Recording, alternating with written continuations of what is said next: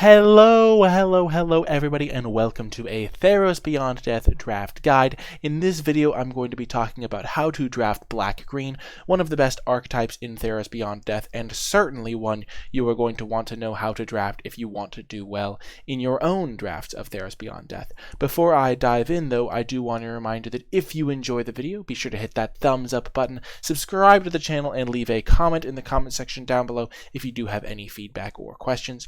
Without further ado, let's dive in. Okie doke. So in this guide, we're going to be talking about what black-green wants, how to draft black-green, and finally key cards and synergies within black-green.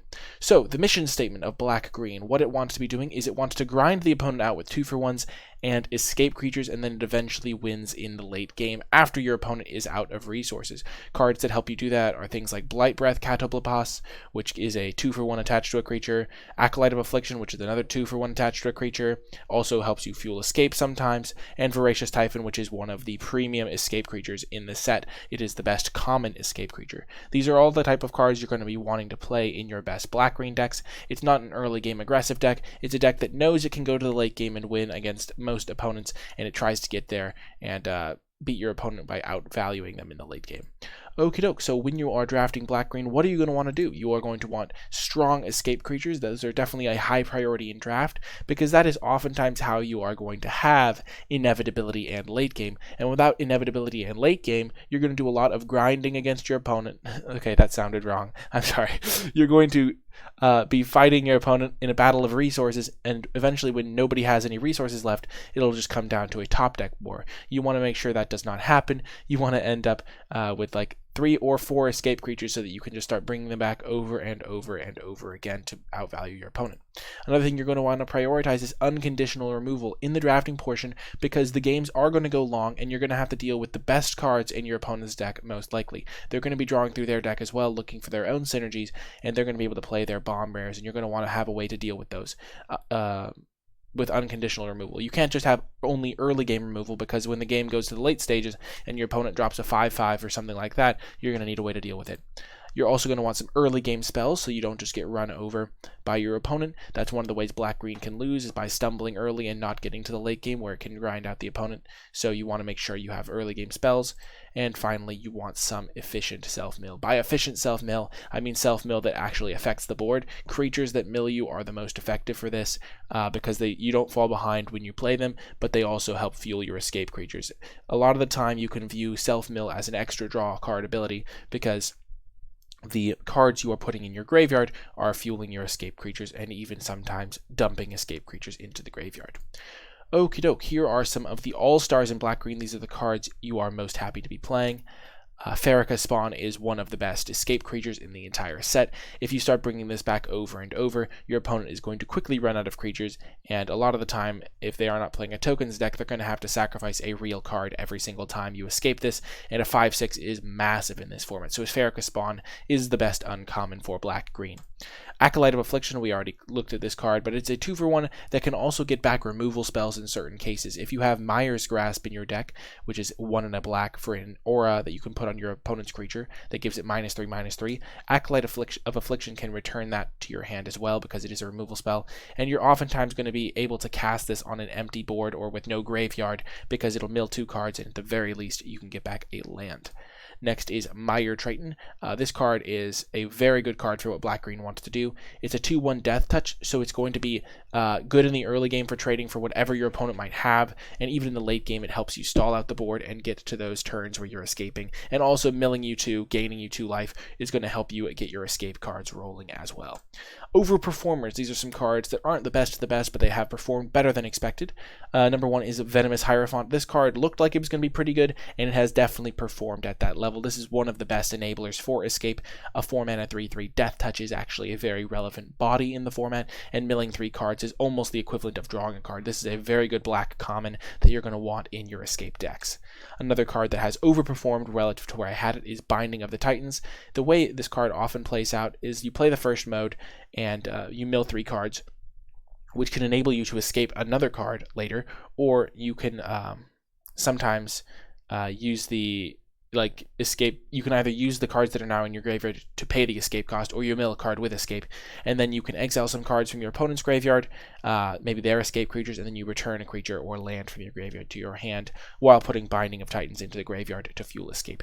The card is not insane. I don't think it's an absurd card, but it looked like it was going to be very bad to me, and I think this card is actually a good card, like a solid card in the black-green escape decks. It's not going to be an absurdly high pick, but it is better than it looks on the surface, and I think it is definitely worth playing.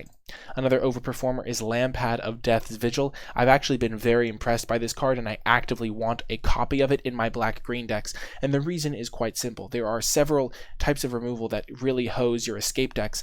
Noteworthy are Ichthyomorphosis and Dreadful Apathy. Those are the type of cards that when your opponent casts them on your creature sometimes sits in play for a couple of turns and cannot be put into the graveyard so you can escape it back. If your opponent or sometimes your opponent will just have a 0/5 or a 2/5, so your Typhons can't get into the graveyard to come back as 7/7s, and Lampad of Death's Vigil solves that problem. It's a 2-drop creature, so it'll be able to stabilize you in the early game, and then later on it has great utility being able to sacrifice your escape creatures that are sitting in play, unable to get through, or sitting in play under some removal, and let you bring them back. So I think Lampad's actually a really good card in the deck.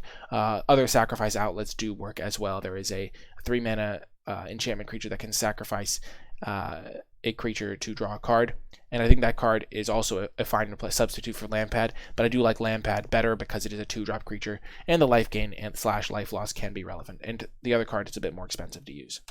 Okay, moving to some underperformers. Now, before I show you the cards in the underperformers section, I want to make it clear that these cards are by no means bad. They just perform worse in black-green than they do in other archetypes, or they perform worse than you would expect.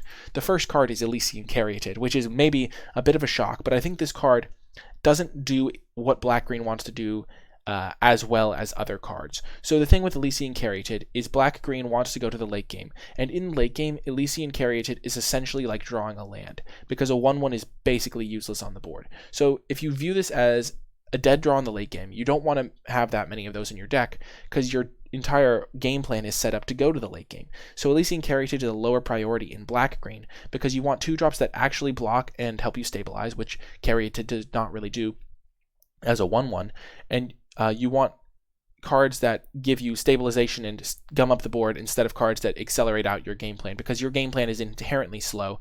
So you don't want to go in Elysian Caryatid and then try to start ramping out 4-drops, because then if your opponent kills the 4-drop, you're left with a blank piece of cardboard, a very low impact card in the Caryatid in play. So I think that you will play this in a lot of your black-green decks, but it's not as high of a pick. So keep in mind that it might not even be, it's not an ideal card for black-green. And the next card here is Funeral Rites. Now, I know that I said that you want to prioritize some self-mill, but that was mostly the Venomous Hierophants and the Mire Tritons of the world. I think the problem with Funeral Rites is that when you cast this on turn 3, you're oftentimes falling significantly behind your opponent, and black-green can sometimes struggle to catch up if it cannot stabilize the board. So you want to make sure you're not falling behind on board. You want to be impacting it instead of spending 3 mana to do 2 damage to yourself.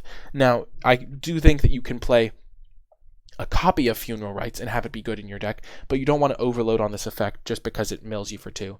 I think it's a lot of good value, but it is a very high-risk card. In a similar vein, Relentless Pursuit can sometimes be a bit too much. You want to make sure you have some copies of Self-Mill, so you want some Hierophants, some Mire Tritons and uncommon, so it's harder to get. And then I generally end up running 1 copy of Relentless Pursuit and 1 copy of Funeral Rites, or some combination of 2 of these effects. But if you run too many of these, you run into the problem of not being able to utilize your graveyard before you just die from decking.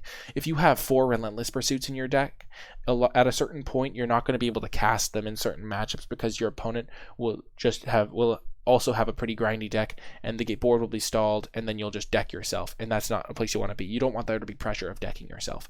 Similarly, Funeral Rites, if you cast it on turn 3 on the draw, you're going to be putting yourself significantly far behind if your opponent is a deck that is trying to beat you down. So I think you want maximum 2 copies of this type of effect, and you can kind of mix and match. Also keep in mind Relentless Pursuit, if you don't have a good amount of creatures, like 15 creatures, it actually has a decent amount of percentage of the time to just whiff on finding a creature. So keep that in mind. It's not going to be as good in lower creature count decks, which you sometimes end up in if you end up with tons of removal. Okie dokes, here are some final tips for playing black-green. you have to have a plan for bombs. You're going to be going to the late game, and you're going to be facing off against your opponent's bomb rares more often than you would with other decks that end the game more quickly, and you need to have a plan for that. Unconditional removal, exile effects, sometimes discard can be helpful. Return to Nature is actually quite good, because if your opponent's bomb is a card that involves the graveyard, Return to Nature can exile it from the graveyard. Having a plan for the bombs of your opponent is going to be important. Another thing is inevitability is key. If you do not have the escape creatures, if you do not have cards that are going to help you win the late game if you get there, then you're going to have to radically reconsider your strategy if you're playing black-green, because if you can't win the late game, you're going to end up in a really rough shape. You're generally going to have pretty good odds just because of the way the black and green commons are set up, but you want to make sure you have like 3 or 4 escape creatures that you can just consistently start bringing back to get good value. Typhons, Farrakha's Disciple, good escape creatures are a priority. Trample overperforms in this deck. I have found Trample to be very good. Nile is Forerunner, which is 4 and a green for a 5/3 that gives all your other creatures Trample, and it has Trample itself. That card has been an overperformer. Giving your Typhons Trample means that your opponent is not going to be able to just chump them and race you in the air. They're going to actually have to find real answers, which is good for you. Okie doke, how do you beat black-green if you get matched up against it? Now, this guide is not just how do you play black-green, but if you play against it, which you inevitably will, you need to know the tools you have in your arsenal.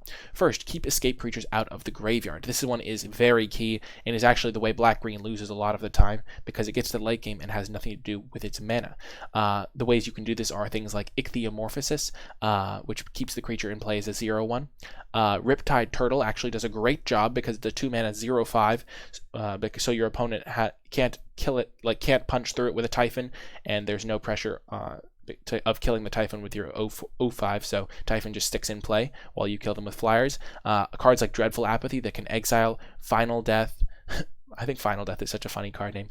Things like that can exile the escape creatures are also quite good.